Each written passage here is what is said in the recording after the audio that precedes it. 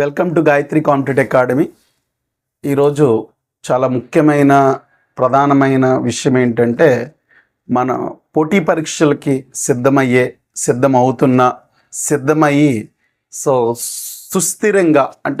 సుస్థిరంగా తమ యొక్క ప్రిపరేషన్ని కొనసాగించడం అనేది చాలా చాలా ముఖ్యమైన అంశం. కాబట్టి నేను ఈరోజు చెప్పే ప్రధానమైన అంశం ఏంటంటే, స్థిరమైన ప్రిపరేషన్ అనేది కాంపిటేటివ్ ఎగ్జామ్కి చాలా చాలా చాలా అవసరం. పోటీ పరీక్షలకి నువ్వు సివిల్ సర్వీసెస్ చదివినా, సివిల్ సర్వీస్ ఫౌండేషన్ చదివినా, గ్రూప్ 1 చదువుతున్నా, గ్రూప్ 2 చదువుతున్నా, డిఎస్సి చదువుతున్నా, ఎస్ఐ చదువుతున్నా, కానిస్టేబుల్ చదువుతున్నా, సుస్థిరమైన, సక్రమమైన, సిద్ధతతో కూడిన ప్రణాళిక చాలా చాలా important. Stabilised plan, standard plan, standard reading, standard understanding, ఇవన్నీ కూడినట్టుగా సుస్థిరత అనేది చాలా చాలా ఇంపార్టెంట్ అండి. నేను ఇక్కడ మీకు చాలా ముఖ్యమైన విషయాన్ని చెప్తాను.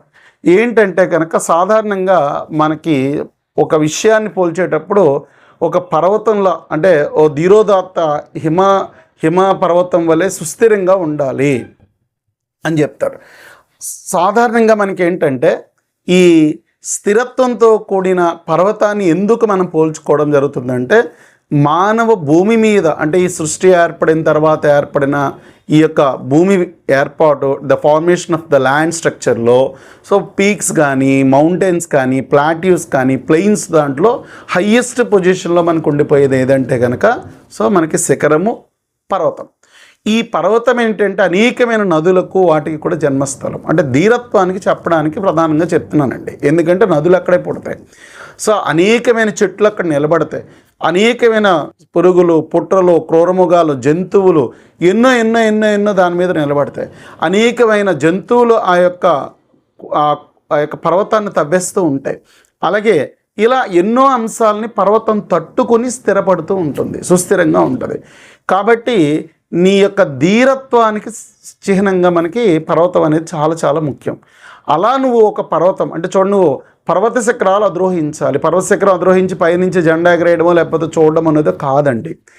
ఇక్కడ మీరు దీన్ని అర్థం చేసుకోవాల్సిన ప్రధానమైన విషయం ఏంటంటే, స్థిరత్వంతో చేయడం.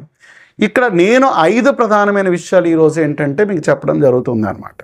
5 ప్రధానమైన విషయాల్లో మొట్టమొదటి అంశం ఏంటంటే, ఎప్పుడు లక్ష్యం వదిలిపెట్టద్దు. ఇది నేను మాట్లాడే ప్రధానమైన అంశం. అంటే నువ్వు సివిల్ సర్వీసా, గ్రూప్ 1, గ్రూప్ 2, ఎస్ఎస్సియా, డిఎస్సియా, ఏది అనుకున్నావో, అంటే ప్రభుత్వ ఉద్యోగాన్ని సాధించడమైనా ఉండాలి, లేదా నువ్వు ఏదో ఒక రంగంలో స్థిరపడాలని అనుకోవాలి. లేదా నేను ప్రైవేట్ రంగంలో ఈ స్థాయికి నేను వెళ్ళాలనుకోవాలి, లేదా ఈ వ్యాపారానికి నేను ఈ విధంగా వెళ్ళాలనుకోవాలి. ఇలా నువ్వు ఏ రంగంలో అయితే కనుక నువ్వు స్థిరపడాలని అనుకోవడం జరుగుతుందో, ఆ రంగంలో తప్పనిసరిగా మనకేంటంటే ఆ లక్ష్యాన్ని నువ్వు అనుకున్న దాన్ని వదిలిపెట్టకూడదు. మొట్టమొదటి అంశం. ఇక రెండో ప్రధానమైన అంశం ఏంటంటే, మన లక్ష్యానికి అనుకూలమైన విషయాలు ఏవైతే ఉన్నాయో, మీకు అనుకూలమైన వ్యాపారం అవ్వచ్చు, విద్య అవ్వచ్చు, పోటీ పరీక్షలు అవ్వచ్చు, సివిల్ సర్వీస్ అవ్వచ్చు, గ్రూప్ 1 అవ్వచ్చు, గ్రూప్ 2 అవ్వచ్చు, సబ్ ఇన్స్పెక్టర్ అవ్వచ్చు, కానిస్టేబుల్ అవ్వచ్చు, ఐఏఎస్, ఐపీఎస్లో, సివిల్ సర్వీస్లో ఐఆర్ఎస్ అవ్వచ్చు, ఐఎఫ్ఎస్ అవ్వచ్చు. ఇలా ఏ రంగం అయితే ఉంటుందో ఆ రంగమైన విషయాలు, అనుకూలమైన విషయాలపై దృష్టి పెట్టడం. ఎప్పుడు ఆ విషయాల మీద దృష్టి పెట్టాలి. అలాంటి విషయాల మీకు దృష్టి పెట్టాలి. అంటే రాజకీయ విషయాల మీద దృష్టి పెట్టాలి, రాజకీయ విషయాలు. సాంఘిక సేవా అంశాల మీద దృష్టి పెట్టేవాళ్ళు సాంఘిక అంశాలు. ఆర్థిక అభివృద్ధిలో తీసుకోవాలంటే షేర్ మార్కెట్లకు సంబంధించి, స్టాక్ మార్కెట్కి సంబంధించి అంచనాలు, ఇలా ఆర్థిక అంశాలు. ఈ సాంస్కృతిక పరమైన అంశాలు కనుక మనం పరిశీలించుకున్నట్లయితే కనుక, ఈ సాంస్కృతిక పరమైన అంశాల్లో వాళ్ళు సంగీతం గురించో, సాహిత్యం గురించో ఇలాంటి విషయాల మీద దృష్టి పెడతారు. అలాగే మీరు కూడా ఏ యొక్క ప్రిపరేషన్ చేస్తున్నారో, సివిల్ సర్వీస్, గ్రూప్ 1, గ్రూప్ 2 తీసుకున్నట్లయితే ఆ విషయాలపైన ఎప్పుడు కూడా దృష్టి ఉండాలి. ఆ సివిల్ సర్వీస్లో ఎగ్జామ్ ఇలా అయింది, 1 ఇలా అయింది, 2 ఎలా అయింది, గ్రూప్ 3 ఎలా అయింది, గవర్నమెంట్ జాబ్స్కి ఎలా ఉన్నాయి, ప్రైవేట్ సెక్టర్ ఎలా ఉంది, ప్రైవేట్ సెక్టర్లో ట్రెండింగ్ ఎలా ఉంది అనే విషయాల పట్ల ఎప్పుడు కూడా నీ యొక్క దృష్టి ఉండాలి.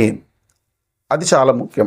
అంటే నేను ఇక్కడ మెయిన్గా చెప్పేది ఏంటంటే, పోటీ పరీక్షల్లో సివిల్ సర్వీస్ ప్రిపరేషన్ మొదటిసారి చేసి, గ్రూప్ 1 మొదటిసారి చేసి, గ్రూప్ 2 మొదటిసారి చేసి వైఫల్యం చెందినప్పుడు సో ఆ వైఫల్యం చెందినప్పుడు నువ్వు ఎట్టి పరిస్థితుల్లో ప్రిపరేషన్ ఆపద్దు. అయితే సార్ ప్రిపరేషన్ ఆపద్దు అంటున్నారు, మా వయసు ఏమో చూస్తుంటే కనుక ఉద్యోగంకి వెళ్ళే వయసు వచ్చేస్తుంది ఒకవైపు, అలాగే మా యొక్క ఆర్థిక పరిస్థితులు కుటుంబంలో మాకు సరిపోవట్లేదు, సో నేను జీతం సంపాదించి ఇంట్లో ఇస్తే కానీ అవ్వదు, మీరేమో స్థిరమైన ప్రణాళిక కావాలనేమో మీరు చెప్తున్నారు, ఇది ఎంతవరకు ఖచ్చితమైన అంశం అనేసి అంటే కనుక డెఫినెట్గా మీ యొక్క వయస్సు, మీకు సంబంధించిన వయసుతో పాటుగా మీ యొక్క ఇంటి యొక్క ఆర్థిక పరిస్థితి కూడా చాలా ప్రామాణికంగా తీసుకోవాల్సిన అంశాలండి. అందుకు నేనేం చెప్తానంటే కనుక విషయ అంశాలకి ప్రత్యామ్నాయం చాలా ముఖ్యమైన అంశం. అంటే విషయ అంశాలకి ప్రత్యామ్నాయము సబ్స్టిట్యూట్ చాలా చాలా ఇంపార్టెంట్. అంటే సబ్స్టిట్యూట్ అంటే ఏంటి?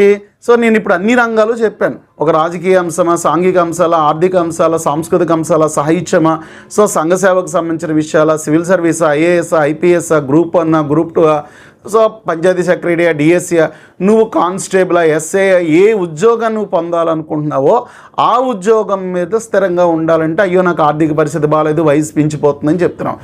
అందుకు నేను ఏమంటానంటే ఆ లక్ష్యాన్ని వదిలిపెట్టుకో, ఆ వదిలిపెట్టకుండా స్థిరంగా ఉండని చెప్తున్నాను. రెండోది ఏంటంటే ఆ వాటికి అనుకూలమైన విషయాలను ఎప్పుడు వదిలిపెట్టుకో, రెండో ముఖ్యమైన అంశం. మూడో విషయం అంశాలు చూసి ప్రత్యామ్నాయం. నాకు ఐఏఎస్ రావాలి, 5 ఏళ్ళు పెట్టుకున్నాం, 20, 21, 22 ఉంటే పర్వాలేదు, 28, 30కి వచ్చేసావు, సివిల్ సర్వీస్ టైం ఇంకా ఎండ్ అయిపోతుంది. గ్రూప్ 1 5 ఏళ్ళకి ఒకసారి నోటిఫికేషన్ వస్తుంది, సివిల్ సర్వీస్ రెగ్యులర్గా వచ్చినా ఆ స్థాయి ప్రిపరేషన్ నువ్వు చేసావా లేదా? సో ఈ ఆంధ్రప్రదేశ్ రాష్ట్ర ఏబిపిఎస్సి నోటిఫికేషన్స్ కానీ ఇలాంటివన్నీ కూడా టైం టేకన్ అయిపోతున్నాయి. ఇలాంటప్పుడు ఏంటంటే నిరుత్సాహపడకుండా నేను చెప్పేది ఏంటంటే దాని స్థిరంగానే అదే విషయాన్ని మీద ప్రిపేర్ అవుతూ నువ్వు సబ్జెక్ట్లో సాధించిన నాలెడ్జ్ ఏదైతే ఉంటుందో దానికి సబ్స్టిట్యూట్స్ ప్రత్యామ్నాయాలు. అంటే నువ్వు సివిల్ సర్వీస్ చాలా సీరియస్గా ప్రిపేర్ అయ్యావు, you right the group 1 and group 2, లేదా ఎస్ఏ రాయి, కానిస్టేబుల్ రాయి, నువ్వు చాలా సీరియస్గా గ్రూప్ 2 ప్రిపేర్ అయ్యావు, ఆంధ్రప్రదేశ్ రాష్ట్రం గ్రూప్ 2 ఎగ్జామినేషన్లో అథమెటిక్ రీజనింగ్, జనరల్ స్టడీస్ ఈక్వల్గా ఇచ్చాడు కాబట్టి వాళ్ళు ఇవ్వడం జరిగింది కాబట్టి మీరు సబ్స్టిట్యూట్గా రైల్వే ఎగ్జామ్స్, ఎస్ఎస్సి ఎగ్జామ్స్ మీద బాగా దృష్టి పెట్టండి. ఈవెన్ కానిస్టేబుల్ ఎగ్జామ్ అయినా సరే బాగా దృష్టి పెట్టండి. కానిస్టేబుల్ ఎగ్జామ్ కంటే నేను అదేంటి సార్ నేను గ్రూప్ 1 రాయాలి, గ్రూప్ 2 అంటే మీ కానిస్టేబుల్ అంటున్నారంటే నువ్వు ప్రభుత్వ రంగంలోకి వెళ్ళడానికి ప్రత్యామ్నాయ ఉద్యోగాలు, ప్రత్యామ్నాయము అంటే మీరు ఈరోజు చూడండి ఆంధ్రప్రదేశ్లో కానీ దేశంలో కానీ మహోన్నతమైన నేతలు నరేంద్ర మోడీ గారు తీసుకున్నట్లయితే హిమాలయ పర్వతాలకు వెళ్ళిపోతే అక్కడ డిగ్రీ లేదని చెప్పి వెనక్కి పంపిస్తే సో మహానుభావుడు ఆయన్ని వెనక్కి రిజెక్ట్ చేసినందుకు జరిగిన పని ఏంటంటే కనుక డిగ్రీ చదువుకోవాలి అంటే అక్కడ టీ కాచుతూ టీ అమ్ముతూ ఇంకా ఆయన మహోన్నతమైన విషయం ఏంటంటే కనుక ఆయన చాలా ఆర్ఎస్ఎస్ సంబంధించిన యాక్టివిటీస్లో పాల్గొని గుజరాత్కి ఒక 3 times ముఖ్యమంత్రి అయితే ఇప్పుడు దేశంలో 3 సార్లు ప్రధానమంత్రి అయ్యాడండి. ఆయన ఫస్ట్ అక్కడి నుంచే మొదలుపెట్టారు. అలాగే మన రాష్ట్ర ప్రస్తుత ముఖ్యమంత్రి గారు చంద్రబాబు నాయుడు గారు కూడా అదే విధంగానండి. ఆయన కూడా ఏంటంటే సో ఆయన చేసే ప్రతి యాక్టివిటీలోనూ ఒక సాధారణంగా కాంగ్రెస్లో ఒక మామూలు ఎమ్మెల్యేగా మంత్రిగా ఉండి నెమ్మదిగేది కాంగ్రెస్ నుంచి వచ్చి టీడీపీకి సపోర్ట్ ఇచ్చి అనేకమైన డక్కా ముక్కీలు ఒకసారి నెగ్గడం, ఓటమి చెందడం, అంటే ఓటమి తర్వాత మళ్ళీ లెగ్గడం అనేది అంత విజయం సాధించడం అనేది చిన్న విషయం కాదు. ఇలా మీకు ఏంటంటే ప్రతి రంగం రాజశేఖర రెడ్డి గారు ఉన్నారు, ఆయన కూడా ఏంటి సుదీర్ఘమైన ఒక పెద్ద సుదీర్ఘ అనుభవం కలిగిన పార్టీ ఉమ్మడి రాష్ట్రంలో, ఆయనకన్నా సీనియర్స్ వీళ్ళందరూ ఉన్నారు. అంటే వీళ్ళందరినీ దాటుకోవాలంటే ఆయన ఒక కార్యకర్తగా, ఒక సామాన్య వ్యక్తిగా, ఒక ఎంపీగా, ఒక ఎమ్మెల్యేగా ఎదుక్కుంటూ వచ్చారండి. అలా మీరు ప్రభుత్వ ఉద్యోగానికి సంబంధించి నేను రాజకీయ ఎగ్జాంపుల్ ఫాస్ట్గా అర్థమవుతాయని చెప్తున్నాను. ఇలా మీరు ఏంటంటే ఒక బేసిక్గా ఏదో ఒక ఎస్ఎస్సి ఆర్ఆర్బి ఎగ్జామ్ను మీరు సాధిస్తే, ఒక గ్రామ సచివాలయం జాబ్ సాధిస్తే సో మీకు డెఫినెట్గా ఏమవుతుందంటే కనుక మీరు అనుకున్న ఉద్యోగంకి వెళ్ళొచ్చు. ఓకే, అయితే దానికి ముందుగా సిద్ధం అవ్వాలి. చూడండి ఒకప్పుడు గ్రూప్ 1 గ్రూప్ 2కి 100 మంది సో మా దగ్గర చదివిన విద్యార్థులే 3-4 జిల్లాలు ఉమ్మడి రాష్ట్రాల్లో చదువుకున్న విద్యార్థులు కూడా చాలా జిల్లాల్లో సచివాలయం సిబ్బందిగా పనిచేస్తున్నారు. అంటే ఈ సచివాలయ ఉద్యోగాలు ఎక్కడి నుంచి వచ్చాయంటే సచివాలయం ప్రిపరేషన్ చేయడం వల్ల అయితే వాళ్ళకి రాలేదండి. ఖచ్చితంగా గ్రూప్ 2 గ్రూప్ 1 లెవెల్ స్టాండర్డ్ చదువుకున్న పిల్లలందరికీ ఉద్యోగాలు వచ్చాయి, మొదటి విడత కానీ రెండో విడతలో కానీ. కాబట్టి మీ యొక్క ప్లానింగ్ చదివే విధానంలో మీరు ఖచ్చితంగా సో ఫస్ట్గా మీరు సుస్థిరంగా ఉండాలి, ఆ విషయాల మీద దృష్టి పెట్టాలి. ప్రత్యామ్నాయం నువ్వు గ్రూప్ 2 చదివావు కాబట్టి సచివాలయం రాసావు, ఇలా నీకు ఏ సబ్స్టిట్యూట్స్ అయితే ఉన్నాయో ఒక కోర్సా, స్టేట్ లెవెలా, సెంటర్ లెవెల్లో నువ్వు నెంబర్ ఆఫ్ నోటిఫికేషన్స్కి అప్లై చేయాలి. అప్లై చేస్తేనే మీకు అవ్వడం జరుగుతుంది. సో రాష్ట్రపతి అయిన ఏపీజే కలాం కూడా పేపర్ వేయడం జరిగిందండి. సో ఇంత మనకి రామోజీ గారు గ్రూప్స్ ఏర్పాటు చేసినప్పుడు ఆయన ఇంటింటికి పేపర్ వేశారండి. ఇలా ఎవ్వరూ కూడా సడన్గా ఐఏఎస్ సీట్లో ఐపీఎస్ సీట్లో రాజకీయాలు ఎవ్వరూ కూర్చోలేదండి. ఇప్పుడున్న ఏ వ్యక్తి యొక్క స్థానం మీరు గమనించుకున్నా ఏ రంగంలోనైనా సరే, అది రాజకీయమా, క్రీడారంగమా, సాంఘిక అంశాల, మత అంశాల, సాంస్కృతిక అంశాల, మీరు ఏ రంగాన్నైనా పరిశీలించిన వాళ్ళు ఎవరో సడన్గా వచ్చి కూర్చున్న వాళ్ళు ఎవ్వరూ కాదు. కాబట్టి మీరు కూడా సడన్గా గ్రూప్ 1 గ్రూప్ 2 ఐఏఎస్ ఐపీఎస్ అయిపోతారు అనుకోవద్దు. ఒక కానిస్టేబుల్ వచ్చిన, ఎస్ఐకి వచ్చిన, 100 మంది కానిస్టేబుల్, నాకు గ్రూప్ 2 వచ్చిన విద్యార్థులు కానిస్టేబుల్గా మొదటిగా వెళ్ళిపోయి తర్వాత ఎస్ఐగా వెళ్ళడం, తర్వాత గ్రూప్ 2కి వెళ్ళడం అనేది బోలెడు మంది జరిగింది మన దగ్గర. ఇలా చాలా విషయాలు ఏంటంటే మీరు డెఫినెట్గా గమనించవలసిన విషయాలు. ప్రత్యామ్నాయాలు చూడడం, ప్రత్యామ్నాయ అంశాలను చాలా చక్కగా దృష్టి పెట్టుకోవాలి. ఆ పర్వతాన్ని మీకు ఏంటంటే ఒక ప్రధానమైన బేస్గా మీరు తీసుకోవాల్సిన అవసరం ఉంటుందండి. అంటే అంతేకాకుండా చాలా ఓపిక, సహనము, వీరత్వం మనకి ఏంటంటే, అంటే సముద్రాన్ని తీసుకున్నట్లయితే కనుక ఒక వీరత్వాన్ని చిహ్నంగా చెప్తాం సముద్రాన్ని. సాధారణంగా చూడండి, సముద్రంలో తను ఎంతో అత్యంత ముఖ్యమైన అగ్నిపర్వతాలు, అలాగే మణులు, మాణిక్యాలు, వజ్రాలు, అనేకమైనవన్నీ కూడా సముద్రంలోనే ఉంటాయండి. అలాగే సముద్రం ఏం చేస్తే మన దగ్గరికి వెళ్ళినా మన పాదాలు కడుగుతుంది. అంత మహోన్నతమైన సముద్రం, భూమండలం అంతా ఉన్నది మన కాళ్ళ దగ్గరికి రావడం ఏంటంటే అణిగి ఉండడం అనేది సముద్రం నుంచి నేర్చుకోవాల్సిన ఒక లక్షణం అండి. అలాగే నీ కోపం చెప్పిసిరేవనుకో, కోప్పడి నీకు ఆ చెప్పును మళ్ళీ నీ మీదకే విసిరేస్తుంది, అంటే ఒడ్డుకి తీసుకొచ్చి పాడేస్తుంది అనమాట.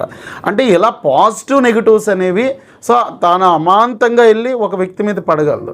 ఒక సునామీ ద్వారా మొత్తం ఒక ప్రాంతం లేకుండా భూపటం మీద తీసేయగలదు. అంత శక్తివంతమైంది సముద్రం. కానీ ఒక వీరత్వానికి ఎప్పుడు అంటే ఒక కెరటం ఎప్పుడు ఎదగాలి, ఎప్పుడు ఒదగాలి, అంటే ఎగిరెగిరి పడడం కాదు, మళ్ళీ ఎప్పుడు డౌన్ అవ్వాలో కూడా ఖచ్చితంగా తెలిసి ఉండాలి. అది చాలా చాలా ఇంపార్టెంట్. అంటే సరైన మార్గదర్శకత, అంటే మనకి ఒక ధీరత్వానికి పర్వతంగా సముద్రాన్ని కూడా, ఇవన్నీ ప్రకృతిలో ఎన్నో అంశాలన్నీ కూడా, ఒక మొక్క తను అక్కడే ఉండి అన్నీ సంపాదించుకుంటుందండి. తను అక్కడే ఉండి ఆక్సిజన్ అక్కడే ఉండి, మనకి నీరు అక్కడే ఉండి, తనకి సంబంధించిన కిరణజన్య సంయోక్రియ, ఫోటోసింథసిస్, ఫుడ్, ఇవన్నీ చూసి మనకి మనం ఏం చేయకపోయినా మనకు ఫ్రూట్స్ ఇచ్చేసి వెళ్ళిపోతుంది. కాబట్టి మనం మొక్క కన్నా ఏమీ తక్కువేం కాదు. ఈ యొక్క భూప్రపంచంలో చాలా గొప్ప అంశాలు, లక్షణాలు అంతా కూడా మన మనిషిగా మనకు అన్నీ కూడా ఇచ్చారండి. ఇక నేను చెప్పే మరొక ముఖ్యమైన అంశం ఏంటంటే, మీరు సుస్థిరంగా పరీక్షలకు సిద్ధం అవ్వాలన్నప్పుడు సరైన ఎంపిక ఉండాలి. అది కోచింగ్ ఇన్స్టిట్యూటా, బుక్సా, మెటీరియల్లా, ఇవన్నీ చాలా చాలా ఇంపార్టెంట్ అండి. ఆ మెటీరియల్ చదివిందా, లేదా పుస్తకమా, లేదా ఆన్లైన్లో వీడియోసా, దాని కొనసాగింపు ఉండాలి. సుస్థిరత ఉంటే ఎప్పుడైనా సరైన మార్గంలోకి వెళ్తూ ఉండాలి.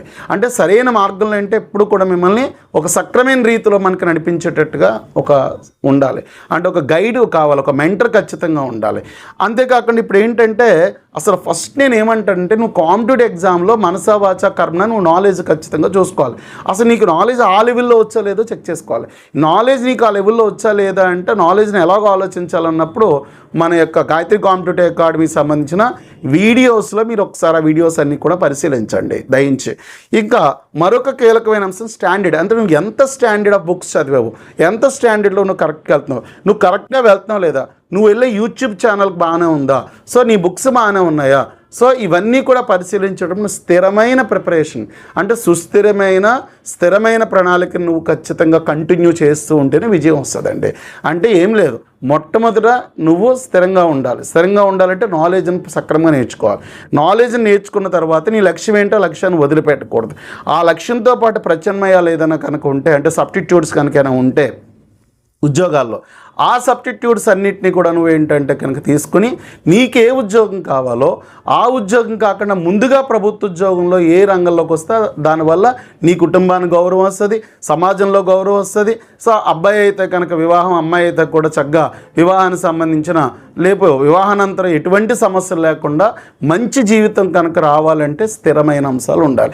ఆ స్థిరమైన దానికి ఒక సుస్థిరమైన ఇన్స్టిట్యూటో, యూట్యూబ్ ఛానలో, ఒక పర్మనెంట్ సిస్టమ్ నీ దగ్గర ఉన్నప్పుడు డెఫినెట్గా నువ్వేంటంటే సక్సెస్ వైపు వెళ్ళి నువ్వు ఒక తలెత్తుకుని సమాజంలో బతికేటట్టుగా, తలెత్తుకుని జీవించేటట్టుగా, సుస్థిరమైన ఆర్థిక వ్యవస్థగా, మంచి కుటుంబ నిర్మాణానికి నీకెంతవరకు అందించిన కుటుంబం, నీకు వచ్చిన సమస్యలన్నీ కూడా పరిష్కరించే అవకాశాలన్నీ, నీ కుటుంబానికి నీ ఉద్యోగం వల్ల వచ్చే అంశమన్నీ కూడా మార్పులు తీసుకొస్తుంది. ఇది కేవలం ప్రభుత్వ ఉద్యోగానికి కాదు, అన్ని రంగాలకి కూడా నేను చెప్పే అంశం స్టాండర్డ్, స్టెబిలైజ్డ్ ప్రిపరేషన్. అంటే మన జీవితం ఎలా అయిపోయిందంటే రీల్స్ చూస్తున్నట్టుగా టక్ టక్ టక్ టక్ టక్ టక్ కొంతమంది మారిపోవాలనుకుంటున్నారండి, దయించి ఎప్పుడు అది మారదు. అది మీరు మరీ గుర్తుపెట్టుకుని సుస్థిరంగా ప్రిపేర్ అయితే విజయం మీ సొంతం అవ్వడం జరుగుతుంది. So wish you all the best. Gayatri competitive academy, Visakhapatnam.